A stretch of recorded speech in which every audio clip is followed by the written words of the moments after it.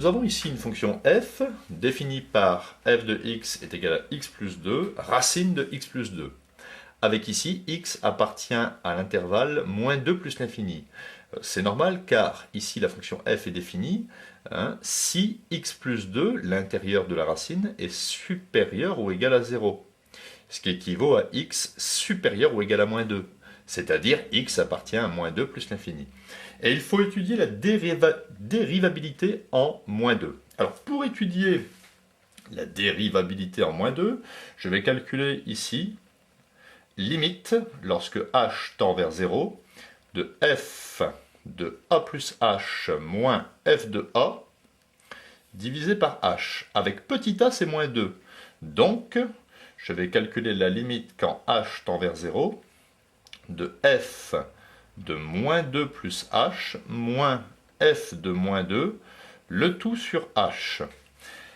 Et si j'obtiens une valeur finie de cette limite, je pourrais dire que f est dérivable en moins 2 et préciser la valeur du nombre dérivé. Donc on y va.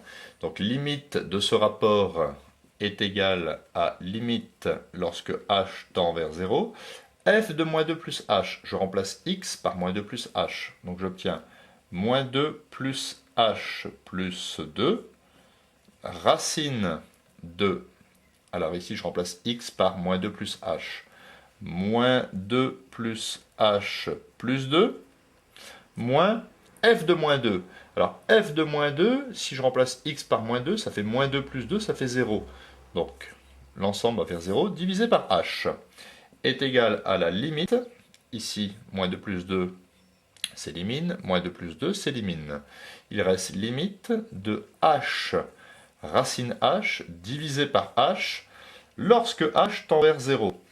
Alors ici, je peux simplifier, h étant différent de 0, et la limite de racine de h lorsque h tend vers 0 est égale à 0. Ainsi, je peux dire que f est dérivable en moins 2 et poser que le nombre dérivé f' de moins 2 est égal à 0.